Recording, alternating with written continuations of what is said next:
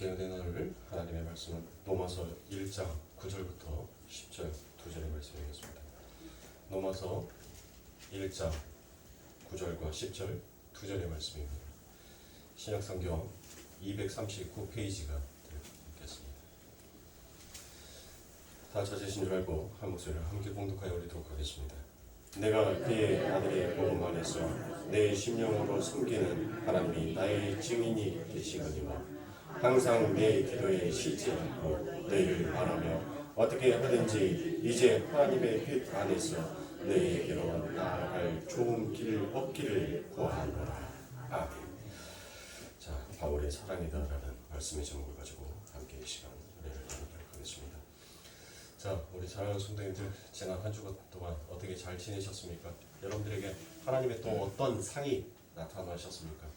우리는 분명 히브리서 11장 1절의 말씀, 믿음은 바라는 것들의 실상이요 보이지 아니하는 것들의 증거다. 분명 우리는 하나님은 우리들에게 보이지는 않습니다. 그러나 하나님께서는 반드시 우리들의 삶과 우리들의 인생의 증거를 나타내십니다. 나는 살아있는 하나님이다라는 증거를. 자, 우리 사랑하는 성도님들의 삶 가운데 있어서 이처럼 아버지 하나님의 보이지 아니하는 그 상이 보이는 상으로 나타나서 우리는 그 하나님을 소망하며 우리를 살아가는 자입니다. 자, 여러분들은 어떤 하나님의 상을 보시고 어떤 하나님의 증거를 보이셨습니까? 만약에 보지 못하셨다면 분명 그 하나님께서는 반드시 여러분들에게 어떤 증거로서 나는 살아있는 하나님이다라는 것을 여러분들이 입에서 분명 실토하고 고백해 하시는 하나님이시다라는 것을 여러분들 믿으시고 의심치 마시길 바랍니다. 자, 이처럼 보이지 아니하는 그 상은 반드시 증거로 나타나게 되어 있어요. 자, 오늘 우리가 읽었던 이 로마서 1장 9절부터 10절의 말씀을 보면 분명 바울은 하나님을 사랑하는 그 사랑에 대한 마음은 있었어요. 그런데 그 사랑이 잘못된 사랑이었습니다.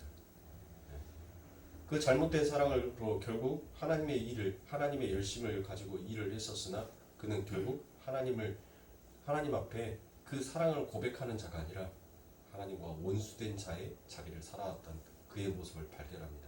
그리고 진짜 하늘에 하나님께서 원하시는 그 사랑이 무엇인지를 사도는 드디어 깨닫고 알게 됩니다. 그리고 그의 인생은 이제 변화가 시작이 됩니다. 자, 이처럼 하나님의 사랑이 무엇인지 깨닫고 안 자는 반드시 그 상이 그 하나님의 보이지 아니하는 그 사랑을 내가 받고 있다라는 그 상이 이 땅에서 증거로 나타나는 거예요. 자, 하나님을 사랑하는 자는 결국 어디를 사랑하더라는 것입니까? 지금 이 사도 바울이 지금 어디에다 편지를 쓰는 거예요? 사랑하는 애인에게 썼습니까? 아니죠. 로마 교회에다가 쓰죠. 그러니까 반드시 하나님 앞에 사랑을 받은 자는 그와 같은 증거로서 교회를 사랑하는 자로 그와 같은 증거가 나타나더라는 것이에요. 자, 이 바울이 지금 로마에 가기를 굉장히 자기가 뭐 했어요? 내가 여러 길을 선택해서 나는 로마에 가고자 싶어 했다. 그러나 그 길이 내게 지금 쉽게 열리지 아니하였다. 내가 너희들에게 가서 하나님의 은혜가 무엇인지, 하나님의 긍휼이 무엇인지, 그 사랑이 무엇인지를 함께 나누고 싶은데 하나님께서 내게 그 길을 아직 허락하지 않으셨다. 그런데 내가 하는 이 말은 진짜야 라고 말을 하잖아요. 어떤 것으로서 내가 너희들을 사랑하는 마음, 너희와 나는 지금 안면식도 없어요. 사도 바울이 지금 거기 로마 교회를 가고 싶어 했지 간 것은 아니잖아요. 그렇죠? 그러니까 일단은 안면식이 있어요, 없어요? 없어요. 한 번도 얼굴 안 봤어요. 한 번도 얼굴 안 본 그 상대에게 지금 뭐라 하는 거예요? 나 너 사랑해. 나는 너에게 하나님의 은혜와 하나님의 긍휼과 하나님의 자비하심이 너희들 안에 함께 하여서 이처럼 나와 같은 똑같은 하나님의 영광을 위해서 일하고 있는 모습을 나는 봤어. 나는 알아. 그래서 나는 그 사랑을 함께 나누고 싶어. 그리고 나는 너희들이 너무 보고 싶어라고 지금 사도는 그와 같은 간절한 마음으로 이 로마 교회에다 편지를 써요. 근데 내가 이렇게 고백하는 것은 진짜 가짜가 아니야. 진짜야 라고 말하는 것이 뭐예요? 오늘 본문 말씀에 누구의 이름으로? 누가 내 증인이다라는 거예요? 여호와가 하나님이 내 증인이라는 거예요. 그러니까 내가 지금 너희들에게 이 사랑의 고백을 하고 있는 이 고백이 뭐다는 거예요. 진짜다라는 것을 그가 누구의 이름을 빌어서? 하나님의 이름을 빌어서. 왜?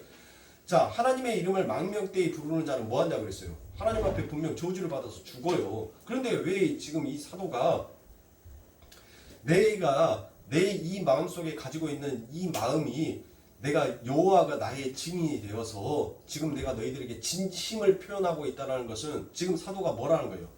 지금 나에게서 나온 이 사랑은 내 사랑이 아니다는 거예요. 하나님께서 내게 부어주신 그 사랑이 지금 내게서는 뭘로?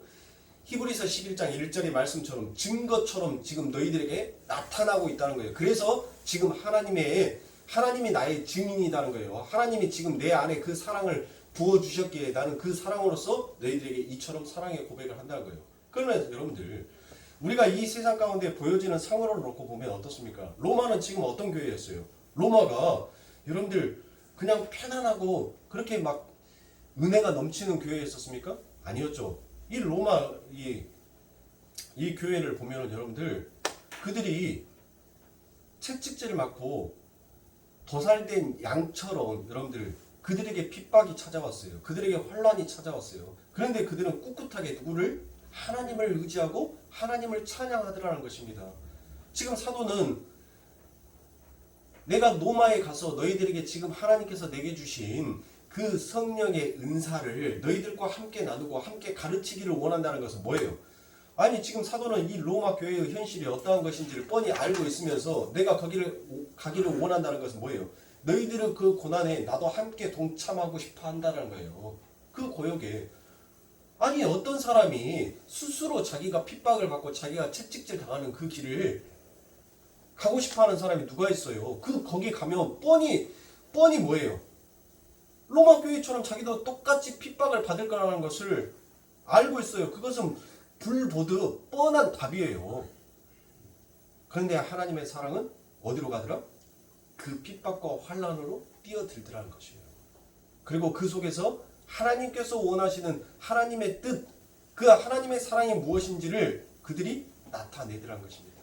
그래서 아버지 하나님의 백성, 하나님의 은혜의 공동체는 이처럼 한 길을 가는 거예요.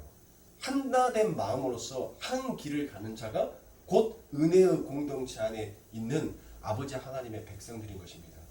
그래서 은혜의 공동체 우리를 뭐라고 말을 해요? 우리는 사랑이다라고 얘기를 합니다. 그런데 진짜로 사랑합니까? 우리는 절대로 누구를 사랑할 수 없는 존재예요. 사도 역시도 마찬가지예요. 자기의 사랑으로서는 자기가 뭐를 했다는 것을 사도는 철저하게 자기 자신을 자각했던 자였어요. 내 안에서 나오는 사랑은 전부 다 죽이는 사랑이었었어요. 그런데 하나님의 사랑은 이제 살리는 자의 사랑을 하더라는 것이에요. 그러면 이 사도에 하나님의 사랑이 격발되어져서 터져 나오기 위해서는 뭐가 먼저 선행되어야 돼요? 뭐가? 자기 자신의 망함이 먼저 선행이 돼야 돼요. 내가 먼저 죽어야지만이, 내가 먼저 나의 모든 것들이 다 망해서 없어져야지만이, 그래야지만이 거기에서 뭐가 격발이 되어서 나오는 거예요? 하나님의 사랑이 격발이 되어서 나오는 거예요. 사도 바울이 사울이었을 때 죽었잖아요. 죽었다가 3일 만에 그가 뭐 했어요? 그의 눈에 껍질이 벗겨짐으로 인하여서 그가 다시 새로운 자로 산 자로 세워지게 되잖아요. 그러니까 반드시 아버지 하나님의 사랑하는 백성으로 태어나기 위해서는 뭐가 전제가 돼야 돼요? 그 죽음이라는 전제를 반드시 걸쳐야지만이 하나님의 부활의 백성으로서 새로운 피조물로 탄생되어지게 되는 것이에요. 그러니까 이 사도는 자기의 이미 옛 사랑, 자기 안에서 나오는 인간의 그 사랑은 뭐였다는 거예요? 전부 다 죽어버렸다는 겁니다. 그리고 이제 하나님의 그 사랑에 이끌려서 가고 있는 거예요. 자, 이처럼 우리의 모습도 분명 우리의 삶 가운데도 변화가 있기는 있습니다.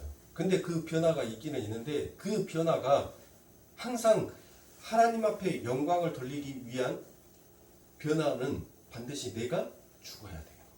나의 의견이, 나의 생각이, 나의 가치관이, 이 모든 것들이 죽어야지만이, 그래야지만이 진짜 하나님 앞에 영광으로 나타나는 것입니다. 그래서 제가 금요일날 여러분들에게 금요일날 하나님의 영광 독사에 대해서 여러분들에게 말씀을 잠깐 드렸던 것처럼 그렇게 우리들은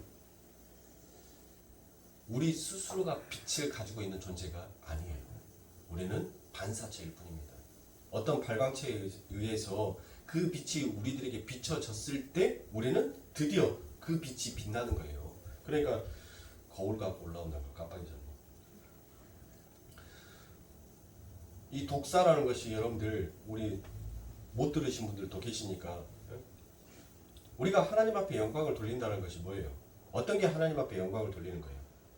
우리가 스스로 우리 자신에게 빛이 있어서 우리가 우리의 빛을 하나님 앞에 비춰드리는 게 그만 하나님은 어둠이었고 하나님은 빛이 없는 존재인데 우리가 빛이 되어 있어서 우리가 어떤 광채를 가지고 있어서 그 광채를 하나님 앞에 쏘니까 하나님이 빛나는 거예요? 아니죠. 그게 아니라고 했어요? 네. 자, 여러분들 뭐를 생각하시면 되냐면 이 지구가 공전과 자전을 하잖아요. 지구가 계속 돈단 말이에요. 계속 회전을 하면서 돌아요. 어디를 중심으로? 뭐를 중심으로? 태양을 중심으로 돌아요. 그래서 이 태양이 비춰지지 아니하면 그것을 뭐라고 하는 거예요? 우리가 밤이라고 하잖아요. 그렇죠. 그리고 그 태양이 비춰지면 우리가 낮이다라고 우리가 칭을 하잖아요. 여러분들 그와 같은 모습이에요. 우리들은 전부 다 태양과 등지고 있었던 자예요. 하나님과 등을 지고 있었던 자예요. 죄의 본성, 아담의 본성들, 아담의 이후로 태어난 모든 자손들은 전부 다 하나님을 등지고 태어난 자예요. 그래서 이들에게는 뭐가 없어요? 빛이 없어요. 빛이. 그런데 하나님께서는 창세 전에 선택한 아버지 하나님의 백성이 있었단 말이에요. 그렇죠? 그 백성들에게 하나님께서는 끊임없이 그들은 뭐를 받기를 원치 않았어요.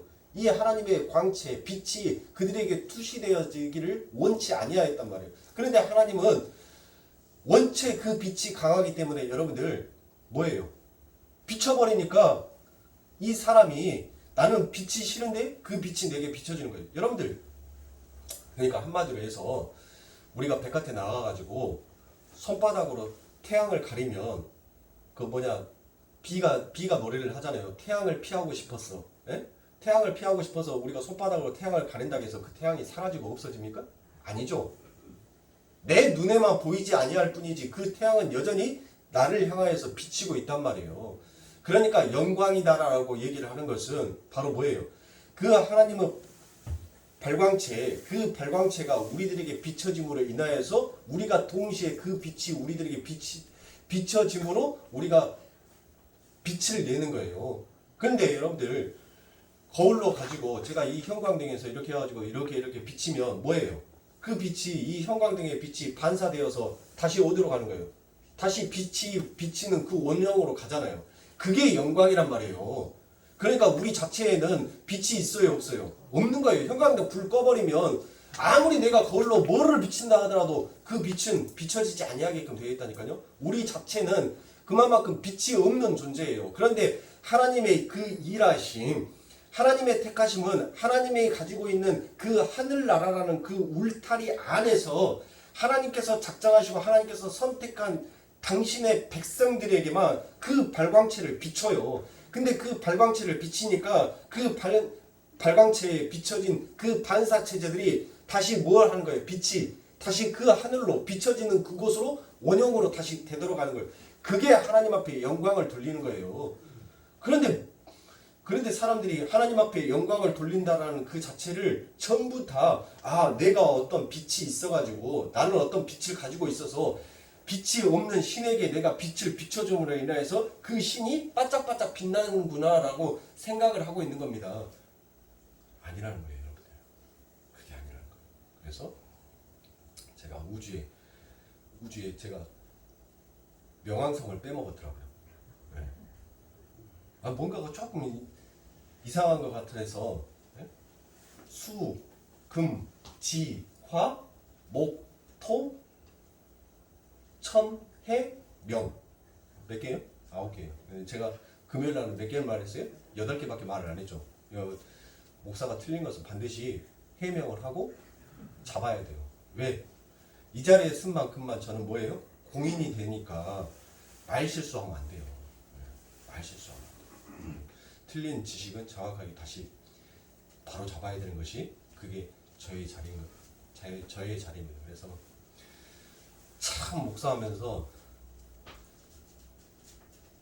다른 게 어려운 게 아니라 이 세치도 안 되는 이 혓바닥을 참 이 혓바닥에다 추를 한 200톤짜리 추를 항상 달고 다녀야 되겠구나 목사는. 그래서 어느 자리 어디에 가든지 간에 이 혓바닥을 함부로 놀리면 안 되겠구나라는 것을 제가 계속 느끼고 갑니다. 계속. 그래서 다른 게 힘든 게 아니에요. 목사라는 어떤 그 세상에 보여지는 그 타이틀이 그렇게 가게끔 만들어 가더라고요. 그래서 목사는 욕하면 안 된다. 목사는 거짓말하면 안 된다. 목사는 뭐 하면 안 된다. 그래서 세상이 목사를 뭘 만들어요? 바리새인을 만들더라. 왜? 613가지나 되는 그것을 하라와 하지 말라고 전부 다 밑에 있는 사람들이 당신 이렇게 하면 안 되지. 당신 이렇게 해야지. 이렇게 하면 안 되지. 이렇게 해야지. 그것을 계속 지적질하고 그렇게 가다 보니까 목사가 뭐가 돼요? 바리새인이 되더란 거예요. 그래서 내가 기도를 몇 번 했는지, 내가 설교를 몇 번 했는지 그 숫자를 히드란 것이더라고요. 제 목사가. 사랑하는 성도님들, 똑같은 사람이에요. 저도. 제발 저를 신격화 시켜서 저를 좀 이상하게 쳐다보지 마세요. 저도 똑같은 인간입니다. 여러분들과 한치도 틀릴 것이 없는 똑같은 자예요. 똑같은 자. 지금 말이 갑자기 삼천포로 빠졌는데 다시 되돌아와서, 그래서 보세요. 이 사도가 이처럼 하나님 앞에 자기가 어떤 광채가 되어서 하나님 앞에 빛을, 내가 어떤 율법의 행위를 함으로 내가 하나님 앞에 도덕을 쌓고 도덕을 지키고 윤리를 지키고 하나님의 율법의 말씀을 지키고 행함으로 인하여서 내가 그것 모든 것들을 행했을 때 이게 바로 내게 빛이 되어서 하나님 앞에 빛이 올려지는 것이다 라고 생각했던 그 바울의 삶이 이제는 바뀐 거예요. 아, 나는 이 모든 것을 어떤 것을 한다 하더라도 나는 내 스스로가 하나님 앞에 영광을 돌릴 수 있는 자가 아니었구나. 그 하나님의 영광이 내게 비춰짐으로 인하여서 나는 반사체가 되어서 하나님이 비친 그 빛을 나는 다시 하나님 앞에 돌리는 수밖에 없는 존재구나라는 것을 사도는 알은 거예요. 그래서 하나님께서 뭐라고 합니까? 주님께서 뭐라고 합니까? 너는 사마리아 땅끝까지 이르러서 뭐 삼으라고 해요? 너는 내 증인이 되고 제자를 삼으라고 하나님께서, 우리 주님께서 말씀하시잖아요. 지금 이 사도 바울은 그 얘기를 한 거예요. 그 말을 한 거예요. 즉 하나님께서 땅끝까지 이르러 당신의 증인이 되라고 말씀하셨고 모든 족속과 제자들을 삼아 아버지와 아들로 성령의 세례를 베풀어라고 이렇게 말씀하셨던 그 하나님의 말씀의 진리가 무엇인지를 이 사도는 알았기에 그가 그 핍박 그 현장으로 가는 거예요. 그리고 그곳에서 뭐를? 하나님의 사랑을, 하나님이 일하고 싶어하는 그 영광이 무엇인지를 그는 그곳에서 나타내고 싶어 했던 것입니다. 그러니까 하나님께서 말씀하신 너희는 사마리아 땅끝까지 이르러 내 증인이 되라라고 말씀하신 것은 뭐예요? 어떤 말씀이에요? 이게 꼭 우리가 이 말씀을 가지고 어떤 어린이 전도협회라든지 어디 전도나 선교지에 가면 요 말이 팻말처럼 이렇게 써져 있어요. 너희들은 사마리아 땅끝까지 가서 하나님의 증인이 되어라. 그리고 아버지와 아들과 성령의 이름으로 세례를 주고 하나님의 제자를 만들어라. 그게 너희의 사명이다. 그게 너희의 목표다라고 말을 해놔요. 여러분들 그게 꼭 전도고 그게 선교입니까? 그 말씀이? 지금 하나님께서 우리들에게 해주고 싶어하는 말씀은 뭐예요? 너희들은 사랑할 수 없는 존재인데 그 사랑할 수 없는 존재의 너희의 실체는 이미 땅끝에까지 있다는 거예요. 지금 증인처럼 전부 다 그렇게 알고 있다는 거예요. 너희들은 전부 다 네 자신밖에 사랑할 수 없는 존재다라는 것을 이미 땅끝까지 그 복음은 전달되었는데 이제 내가 그 복음을 뒤집어 버리겠다는 거예요. 어떤 자로? 너희들밖에 사랑할 수 없는 너희의 존재를 내가 죽이고 이제는 너희에게 향한 그 사랑이 아닌 하나님을 향한 그 사랑할 수 있는 자로 그들을 만들어서 내가 땅끝에까지 하나님의 사랑이 무엇인지를 내가 전하겠다는 것입니다. 자, 이처럼 우리가 지난 시간에 함께 은혜 나눴던 그 어떤 보이지 아니하는 상, 그 상이 이제는 보이는 증거처럼 나타나는 것이 그게 바로 우리가 한마디로 해서 사랑이다라고 제가 지금 계속 얘기를 하고 있죠. 자, 그 하나님의 사랑은 창세기에 올라가면 우주 만물이 만들어지기 전에 하나님께서는 이미 당신이 사랑하고 싶어하는 그 울타리 안에 당신의 백성들을 만들어 놓으시고 창조하시고 그것을 내가 어떻게 사랑하는 자를 이 세상 가운데 사마리아 땅끝까지 나의 증인이 되어서 살게 만드는지를 하나님께서는 하늘나라의 그 원형을 이 땅의 모형으로 하나님께서는 보여주신 거예요. 그래서 여러분들 하나님께서 뭐라고 말씀하십니까? 생육하고 번성하라라고 얘기를 하잖아요. 그렇죠. 하나님께서 복을 주셔요. 아브라함에게도 복을 주고 이삭에게도 복을 주고 야곱에게도 복을 주는데 그들에게 준 복이 무엇이냐고요. 어떤 복을 줬어요? 그들에게 다 하나님께서 그 아담 첫 번째 창세기 1장 28절에 나와 있던 창세기에 그 아담에게 주었던 그 복을 하나님께서는 계속 이어서 그 언약의 말씀을 그 언약의 약속을 이루어내셔요.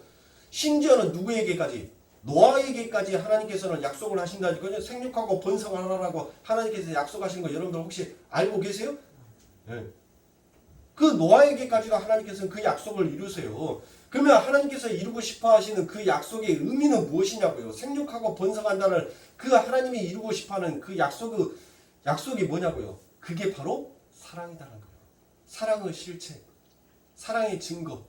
그게 어떻게 이 세상에서 이루어지고 나와지게 되는지를 하나님께서는 보여주시고 계실 것입니다. 그래서 에스겔서 36장 1절부터 3절에 보면 나 여호와가 말하노라 내 목장이 양무리를 멸하며 흩은 목자에게 화 있으리라. 그러므로 이스라엘 하나님 나 여호와가 내 백성을 기르는 목자에게 이같이 말하노라 내가 내 양 무리를 흩으며 그것을 몰아내고 돌아보지 아니하였도다. 보라 내가 너희의 악행을 인하여 너희에게 보응하리라. 여호와의 말이니라. 내가 내 양 무리의 남은 자를 그 몰려갔던 모든 지방에서 몰아내어 다시 그 우리로 돌아오게 하리니 그들의 생육이 번성할 것이며 라고 되어 있습니다. 자, 그러니까 여러분들 보세요. 하나님께서 말씀하신 너희는 사마리아 땅끝까지 이르러 이제 사랑하는 자로 내가 만들어 놓겠다라는 그 하나님의 그 사랑의 그 땅끝까지 이르는 그 확대의 그 아버지 하나님의 원형의 확장의 모습이 어떻게 보여지는지를 하나님께서는 지금 생육과 번성으로 말씀을 하고 계세요. 그렇죠? 자, 생육하고 번성하는데 여러분들 이 생육하고 번성하는 것이 누가 하시겠다는 거예요? 에스겔서 36장에 보면 여러분들 자꾸 반복되어 나오는 주어가 하나가 있어요. 바로 그 주어가 뭐냐면 내가예요. 내가. 그러니까 우리를 가리켜서 내가가 아니라 지금 이 성경은 누가 기록해 놓은 거예요? 하나님이 기록해 놓으신 거죠. 그러니까 하나님을 가리켜 내가예요. 그러니까 누가 하시겠다는 거예요? 생육하고 번성하는 것은 너희들이 하는 것이 아니라 너희들이 교비해서 생육하고 번성하는 것이 아니라 누가 하시겠다는 거예요? 하나님이 하시겠다는 거예요. 그렇죠? 자, 출애굽기에 가면 여러분들 어떤 말씀이 나와요? 하나님께서 그들이 애굽의 종으로 끌려가가지고 사는데 하나님께서 누구에게 축복을 하니까 그 산파들에게 축복을 하니까 여자의 태문을 하나님께서 축복을 해서 은혜를 부어버리니까 그 수가 뭐해져요? 생육하고 번성해지잖아요. 그러면 여러분들 보세요. 분명히 출애굽기에는 누가 등장을 합니까? 출애굽기에 누가 등장하죠? 아브라함? 그렇죠. 모세가 등장하잖아요. 그러면 모세가 등장했었을 때 여러분들 그 세상의 왕이다라고 하는 그 바로가 어떤 잠혹한 짓을 했냐고요. 어떤 짓을 했어요? 2살 밑에 아가들은 전부 다 뭐 했습니까? 전부 다 죽여버렸잖아요. 그렇죠. 전부 다 사내 아이들을 장자로 태어난 모든 사내 아이들은 다 죽여버렸단 말이에요. 그러니까 이 세상은 뭐 했어요? 그 아버지 하나님의 백성들을 생육하고 번성치 못하게끔 그 바로는 세상은 계속 막아요. 막는데 누가 은혜를 부어버리니까 누가 일을 하니까 하나님이 하시니까 그곳에서 더욱더 번성해지는 거예요. 자, 출애굽기 1장 1절부터 7절에 보면 야곱과 함께 각기 권속을 데리고 애굽에 이른 이스라엘 아들들의 이름은 이러하니 루벤과 시므온과 레위와 유다와 이사갈과 스불룩과 베냐민과 단과 납달리와 gad과 아셀이요 이미 애굽에 있는 요셉까지 야곱의 혈속이 모두 70인이었더라. 요셉과 그의 모든 형제와 그 시대 사람은 다 죽었고 이스라엘 자손은 생육이 증다하고 번식하고 창성하고 심히 강대하여 온 땅에 가득하게 되었다라고 되어 있지 않습니까? 그렇죠? 그리고 난 다음에 바로 출애굽기 1장 20절부터 21절에 보면 하나님이 그 산파들에게 은혜를 베푸시니라. 백성은 생육이 번성하고 심히 강대하며 산파는 하나님을 경외함으로 하나님이 그들의 집을 완성케 하시니라 라고 되어 있지 않습니까? 보십시오. 그러니까 하나님께서 말씀하신 그 아버지 하나님의 언약은 어디에서 출발되었어요? 창세기부터 이미 출발을 하잖아요. 그러니까 창세기에서 출발한 아버지 하나님의 생육하고 번성한다라는 그 말씀이 어디에서 지금 이루어지고 있는 것이에요? 출애굽기에서 이루어지고 있는 거예요. 그러니까 출애굽기는 어디예요? 아버지 하나님의 백성들이 하나님을 찾고 하나님이 누구인지를 그들이 온전하게 깨닫지 못하니까 하나님께서 그 애굽이라는 나라를 들어서 아버지 하나님의 백성들을 가르치잖아요. 그렇죠? 그리고 그들이 그 속에서 하나님의 언약이 무엇인지 하나님의 뜻이 무엇인지를 그들이 그 속에서 배운단 말이에요. 그리고 난 다음에 그들이 누구를 부르짖어요? 하나님을 부르짖잖아요. 에? 하나님을 부르짖는단 말이에요. 근데 세상은 자꾸 그 하나님을 부르짖는 그 백성들을 뭐 하고 싶어 하는 거예요? 죽이고 싶어 하는 거예요, 세상은. 그런데 하나님께서 절대로 세상이 그들의 모든 것들을 다 끊어버리려고 하더라도 하나님은 항상 그 길을 열어놓더라는 것이에요. 그러니까 애굽에서 그들을 죽였잖아요. 남자 아이들을 죽였어요. 죽였으면 숫자가 우리가 일반적인 상식으로서는 뭐 해야 돼요? 숫자가 줄어들어야 될 거 아닙니까? 아니 남자 사내 아이들을 다 죽였으니까 줄어들어야지 맞잖아요. 그런데 뭐예요? 하나님께서 그 산파에게 은혜를 베푸사 그들이 더욱더 뭐 해줘요? 더욱더 강대해지더라는 것이에요. 더욱더 숫자가 늘어나더라는 것입니다. 그러니까 이 말씀은 곧 창세기 47장 27절에 이스라엘 족속이 애굽 고센 땅에 거하며 거기서 산업을 얻고 생육하며 번성하였더라라는 이 말씀이 드디어 어디에 가서 출애굽기에 가서 이 세상 가운데서 그 하늘의 모형이 드디어 보여지더란 것이에요. 이 하늘의 원형의 모습이 어떠한 것인지 그 실체가 이제 드러나기 시작하더라는 것입니다. 자, 이 약속은 누구에게 이루어진 거예요? 이제 여러분들 이 로마서에서 시작했던 이 아버지 하나님의 말씀을 우리가 지금 거꾸로 가는 거예요. 이 역사를 거꾸로 올라가요. 그러니까 이제 거꾸로 가면은 누구부터 말해야 돼요? 야곱의 하나님, 누구의 하나님? 이삭의 하나님, 아브라함의 하나님. 제가 거꾸로 얘기한다겠습니까? 그렇죠? 네. 그러니까 그 순서를 왜 목사님께서 야곱 얘기하고 이삭 얘기하고 그 다음에 아브라함 얘기할까라고 생각하지 마시고 제가 역사를 지금 거꾸로 간다고 했어요. 그 거꾸로 갔던 그 역사 속에서 하나님께서 이루고 싶어하는 그 뜻이 무엇인지를 다시 다음 시간에는 거꾸로 갔던 역사를 다시 원형으로 다시 잡아서 되돌아올 거예요. 그래서 로마서 9장 9절로 9절 10절 말씀을 다시 되돌아올 거예요. 자, 이 말씀은 아버지 하나님께서 분명히 사마리아 땅 끝까지 이르러서 너는 내 증인이 되리라 라고 했던 이 말씀의 약속은 자 누구에게도 이어지냐면 바로 야곱에게도 이어지게 됩니다. 창세기 35장 10절부터 11절에 보면 그에게 이르시되 내 이름이 야곱이다마는 내 이름을 다시는 야곱이라 부르지 않겠고 이스라엘이 내 이름이 되리라 하시고 그가 그의 이름을 이스라엘이라 부르시고 그에게 이르시되 나는 전능한 하나님이라 생육하며 번성하라 국민과 많은 국민이 내게서 나고 왕들이 내 허리에서 나오리라 라고 되어 있죠. 자 그러면 아버지 하나님께서 이 말씀을 주셨던 이 곳이 어디냐고요? 여기가 어디예요? 여기가 베델 아닙니까? 베델. 그렇죠. 베델에서 하나님께서 이 야곱에게 약속을 한단 말이에요. 베델은 여러분들 어떤 곳이죠? 베델은 바로 이 야곱이 아버지와 누구 형을 속이고 난 다음에 도망간 곳이죠. 도망간 그 곳에서 하나님께서 뭐 하는 거예요? 아버지와 그 형제의 품을 떠났다는 것은 이미 야곱은 뭐 했다는 거예요? 이 세상에서 죽었다는 거예요. 그가 먼저 뭐 하게 되니까 먼저 그가 망하게 되니까 그가 죽게 되니까 그러니까 뭐가 찾아오는 거예요? 이제 그때 아버지 하나님의 생명이 찾아오는 거예요. 그러니까 생명의 시작은 어디에서부터 출발하는 거예요? 내가 죽으면서부터 시작하는 거예요. 내가 죽지 아니하고는 여러분들 부활의 권능에 참여할 수가 없다니까요. 이제 곧 있으면 우리 부활절이잖아요. 왜 여러분들 그 부활절이 위대한 겁니까? 네? 이 세상에 그 어떤 신도 죽었다가 살아났다라고 하는 신이 없어요, 여러분들. 오직 기독교만, 예수만 이 부활의 종교를 믿는다니까요, 여러분들. 불교에서는 뭐예요? 불교에서는 환생을 믿어요. 예? 환생. 그래서 나는 죽었다가 다시 태어나면 뭘로 태어나고 싶다? 나는 저렇게 사랑받는 개새끼로 태어나고 싶다. 나는 고양이로 태어나고 싶다. 그렇게 얘기를 하는 거예요. 자기의 업보가 많으면 짐승으로 태어나게 될 것이고 자기가 그 업을 잘 쌓아놓으면은 뭐 하는 거예요?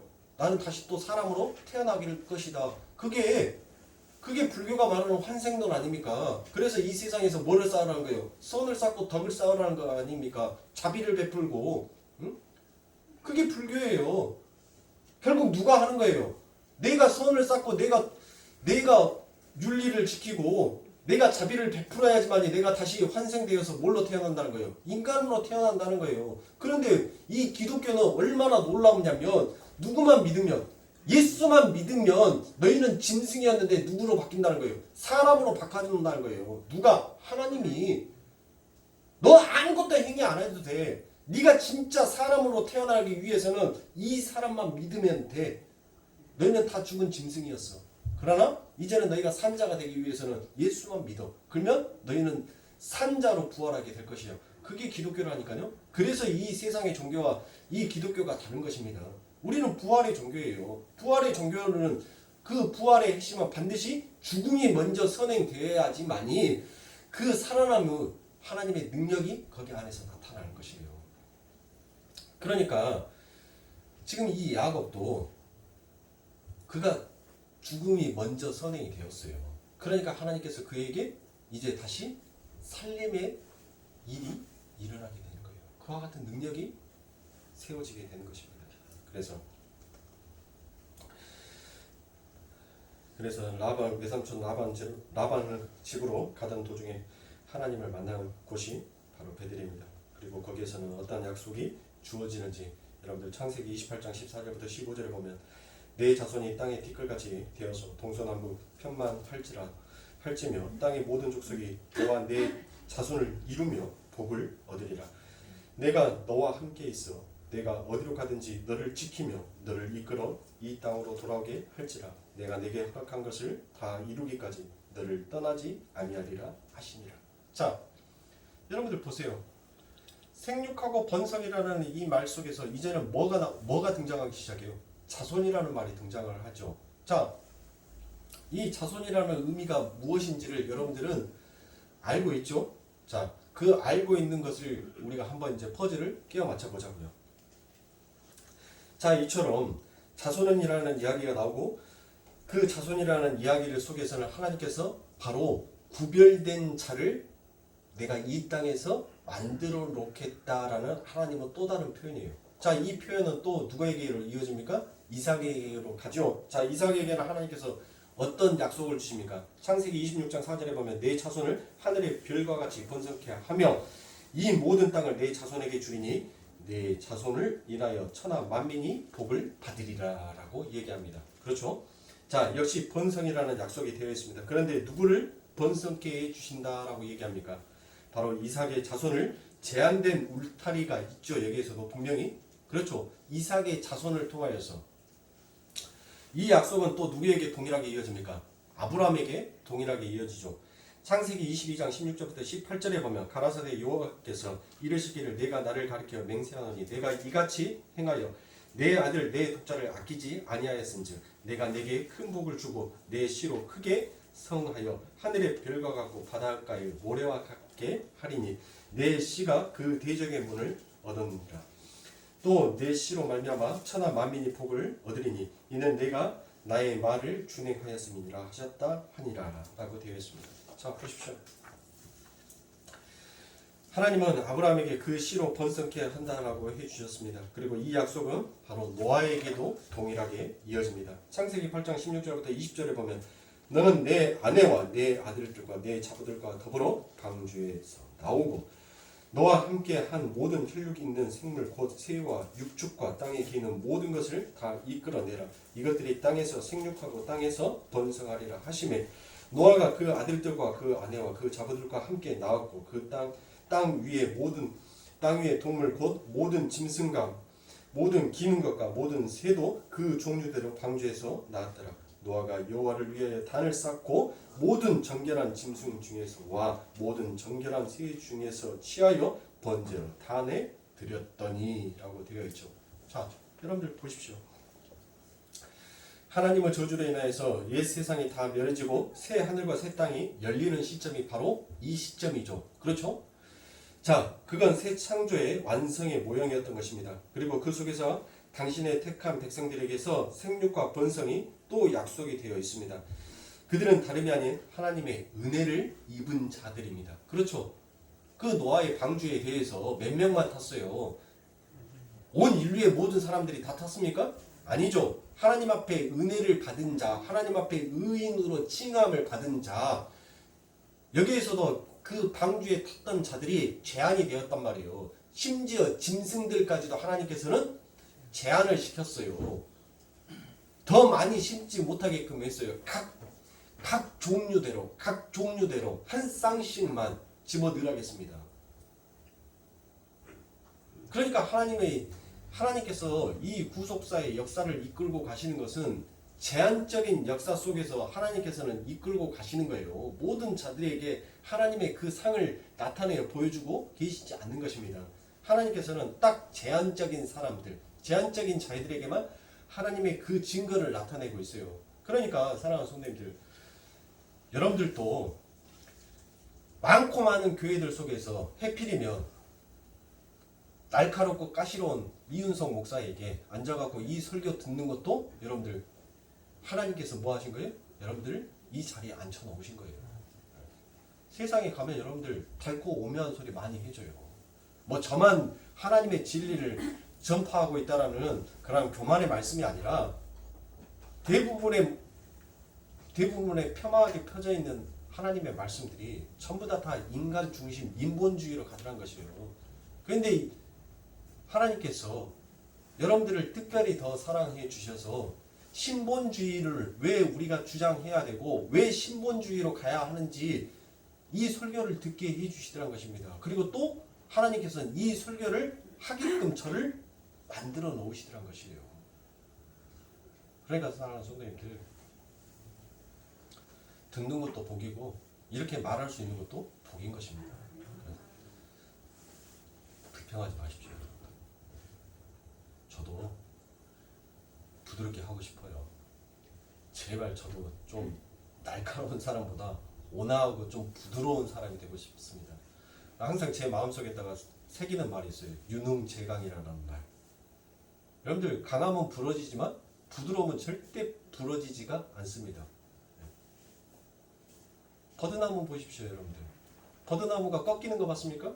바람결에 휘날리기는 해도 절대 버드나무 가지는 꺾어지지가 않습니다. 그래서 항상 저도 유한자가 되려고 하는데 이놈은 목회도 성격대로 하는 것 같아요. 급해요. 막 먹이고 싶어요. 남이 오바이트를 하든지 말든지 오바가 되어갖고 받아 먹든지 말든지 막 먹이고 싶어요. 영적 하나님께서 또 영적 부모로 세워놓다 보니까 그게 부모 욕심인 것 같아요. 좀 많이 먹고 빨리빨리 성장해서 빨리빨리 크기를 원하는 그게 부모 마음인 것 같아요. 그러니까 배불러 죽겠는데도 뭐예요? 엄마들은 수저 들고 다니면서 한 수저만 더 먹어야? 그러면 자식 새끼는 뭐예요? 내가 그 한 수저 때문에 참은 좋겠어? 그렇게 말하죠. 딱 그거예요 지금 여러분들. 저는 여러분들에게 막 먹이고 싶고 여러분들은 이미 이제 배불러갖고 더 이상 소화가 안 되는데 왜 자꾸 계속 먹이려고 하지? 이제 그만하지? 응? 딱 그 모습인 겁니다. 그 모습. 사랑하는 성도님들, 이렇게 하나님의 말씀은 아담에게 먼저 이어졌어요. 그렇죠? 그래서 아담에게 창세기 1장 28절에 생육하고 번성하라는 하나님의 그 약속이 그 아담에게 주어졌는데 여러분들 그 속에서 진짜 생육과 진짜 번성이 무엇인지에 대해서 하나님께서는 이 역사를 통해서 가르쳐주고 싶은 거예요. 그래서 갈라디아서 3장 15절에 그 자손은 누구다라고 얘기를 하는 거예요. 성경에서 그 자손은 누구다? 예수다라고 얘기를 하잖아요. 그러죠? 갈라디아서 15절에 아니라 16절에 보면 이 약속은 아브라함과 그 자손에게 말씀한 것인데 여럿을 가리켜 그 자손들이라 하지 아니하시고 오직 하나를 가리켜 내 자손이라 하셨으니 곧 그리스도니라. 그러니까 사랑하는 성도님들 보세요. 그 그리스도가 그 한 분이 그 아버지 하나님께서 생육하고 번성해 놓은 그 아버지 하나님의 아들인 그 예수가 결국 뭐 한 거예요? 사마리아 땅끝까지 이르러 당신의 증인이 된 거예요. 그러니까 우리는 진짜 아버지 하나님의 자손, 생육하고 번성되어져서 하나님의 자손으로 태어나는 자는 누구다는 거예요? 그리스도 예수다는 거예요. 결국 우리가 그와 같은 그리스도 예수의 모형으로서 우리는 이 땅을 살아가고 있는 자예요. 그래서 우리들은 자꾸 그 자손, 그리스도가 하는 일만 하는 거예요. 다른 것을 하는 것이 아니에요. 아시겠죠? 그러니까 왜 제가 역으로 거꾸로 올라가는지를 여러분들 이제 좀 이해가 가신가요? 네. 자, 이렇게 해서 하나님께서 선택해 놓으신 그 자손과 또 다른 자손이 나와요. 그 또 다른 자손이 나와서 그 다른 자손이 어떠한 일을 하게 되는지를 다음 시간에 함께 은혜를 나누도록 하겠습니다. 그래서 말씀을 여러분들 다시 한번 정리하여 드리도록 하겠습니다.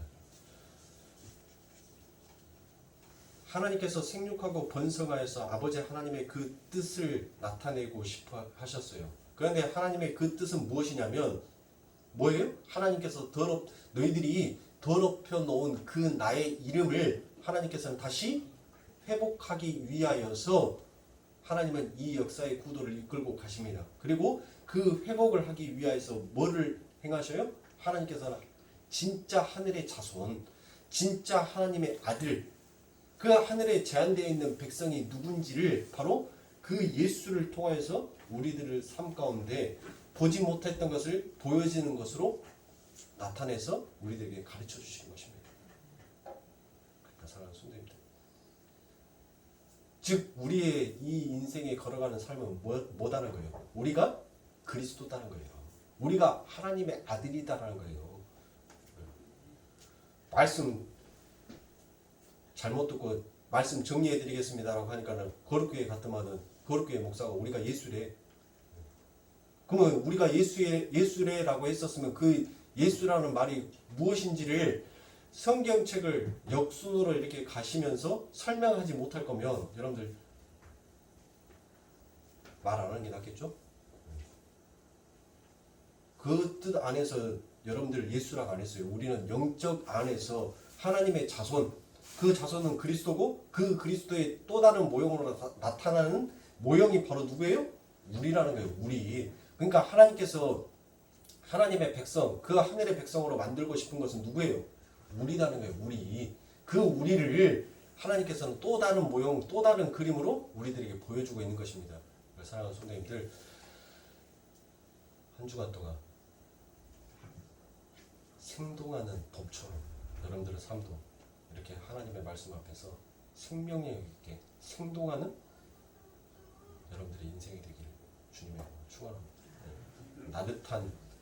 나긋나긋한 그와 같은 봄의 기운을 느끼지 마시고 그 메마른 땅에서 그 땅을 뚫고 나오는 그와 같은 강인한 생명력으로 여러분들 하나님의 말씀 가운데서 살아서 깨어서 그렇게 일하시길 바랍니다. 기도하겠습니다.